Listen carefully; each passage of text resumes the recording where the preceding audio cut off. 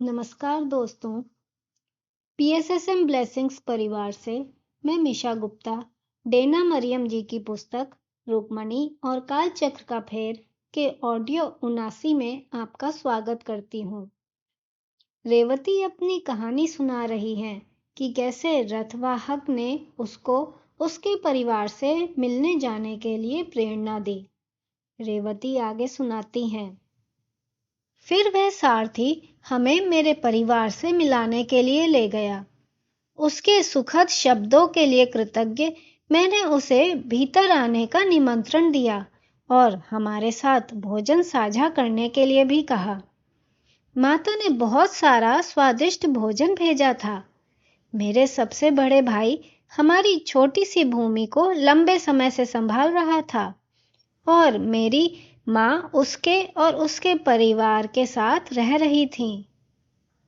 वह मुझे और मेरे अब सीधे देह को देखकर पूरी तरह से चकित रह गए और वे और अधिक चकित हो गए जब उन्होंने देखा कि मेरे पास एक पति और बच्चा है और हम इतने सक्षम हैं कि हम रथ में सवार होकर और उपहार लेकर आए हैं। रथवाहक सुन रहा था जब मेरी माँ ने मेरे पिता की मृत्यु के पश्चात उनकी कठिनाइयों, उनकी एकमात्र पुत्री को त्यागने के बाद उनका अपराध बोध और भ्रांतियों के बारे में बताया। मैं उनकी जो भी सहायता कर सकती थी उसके लिए एक निष्ठावान वचन देने के लिए प्रेरित हुई। उस दिन मेरा क्रोध विलीन हो गया।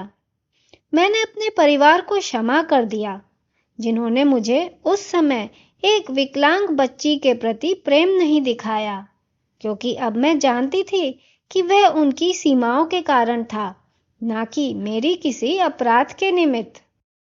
मैंने वास्तव में उनके प्रति प्रेम अनुभव किया बिना किसी अपेक्षा के।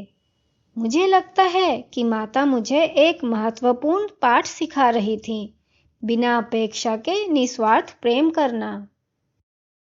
जब हम घर लौटे तो मैंने रथवाहक का उसके परामर्श देने के लिए बहुत धन्यवाद किया और फिर जैसे ही मैं चलने लगी तो मैंने देखा कि मेरा पति भूमि पर झुक गया और उसने अपने माथे से उस आदमी के चरण छुए।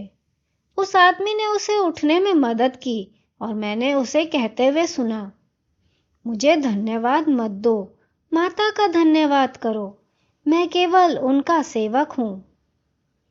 जब रथवाहक अंत में जाने लगा तो मेरे पति नेत्रों में अश्रु लिए खड़ा था। उसने बहुत समय तक जाते हुए रथ को देखा और फिर फुसफुसाते हुए पूछा, क्या तुम जानती हो कि वह कौन था? मैंने उत्तर दिया कि वह एक रथवाहक था जिसे माता ने भेजा था। वह सिर हिलाते हुए बुदबुदाया, वह कोई साधारण सारथी नहीं था, वह महान योद्धा अर्जुन थे। रेवती ने उसके नाम का उल्लेख करते समय अपनी वाणी धीमी कर दी, पूरी आशा करते हुए कि मेरे चेहरे पर विस्मय के भाव होंगे। मैंने आश्चर्य का स्वांग करते हुए पूछा, तुम्हें कैसे पता चला कि तुम्हारा पति सही था? मेरे पति उनसे पहले मिले थे। क्या तुम्हें वह कहानी याद नहीं है सुजाता? इसके अतिरिक्त जब मेरा पति पुरुषों के कक्ष में रह रहा था, वहां एक वृद्ध ब्राह्मण था जिसके परिवार को डकैतों ने मार दिया था। माता उसे अपने पास ले आई थी और हर दिन वह पुरुषों के लिए पूजा करता था। मेरे पति इस आदमी के प्रति अत्यंत स्नेहशील थे और उन्होंने उसे बहुत अच्छी तरह से जान लिया। वह उसे लगभग एक पिता की तरह देखते थे। प्रायः जब अर्जुन श्री कृष्ण और माता से मिलने आते थे तो वह इस वृद्ध ब्राह्मण से भी मिलने आते थे और इसीलिए मेरे पति ने कई बार अर्जुन को बहुत समीप से देखा। लेकिन उस समय वह सदैव एक राजकुमार के रूप में वेशभूषा पहने हुए होते थे। जब उन्होंने मेरे पति के लिए और फिर मेरे लिए रथ चलाया, दोनों बार उन्होंने वन तपस्वी के वस्त्र पहने थे। मैं स्वयं विश्वास नहीं कर सकी और कई सप्ताहों तक मैं इस बात से जूझती रही कि क्या यह सच हो सकता है।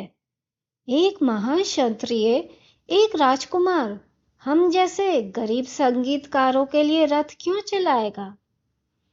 इसका कोई औचित्य नहीं था। अंत में मैं सुमति से मिलने गई।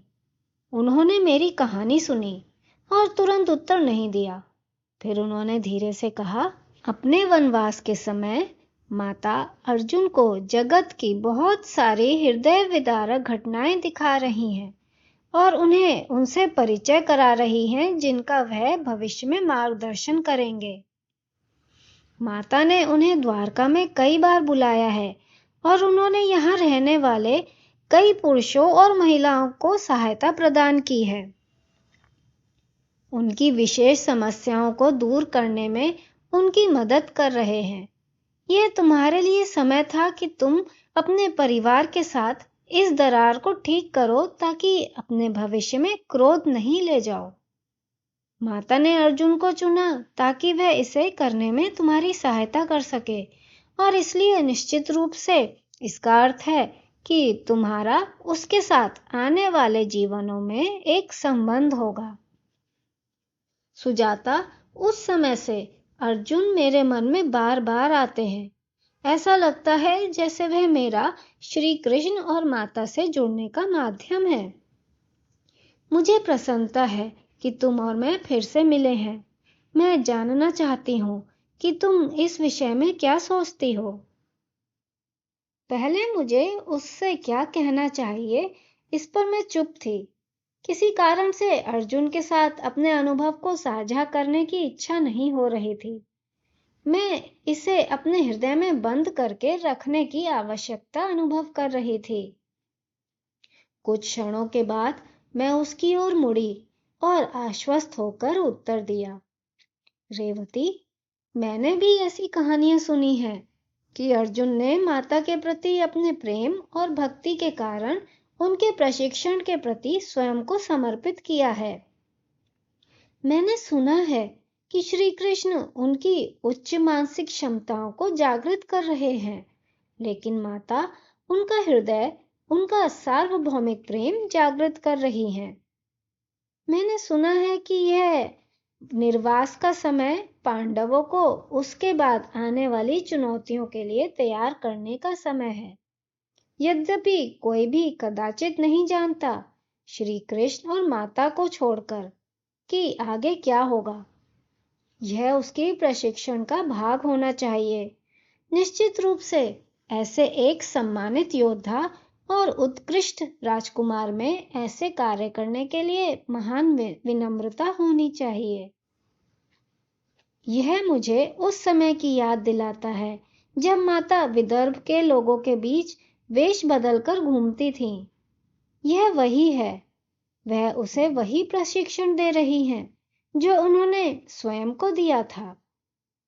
मित्रों, सुजाता और रेवती की वार्तालाप को हम जारी रखेंगे अगली कड़ी में। आप सबका बहुत बहुत आभार।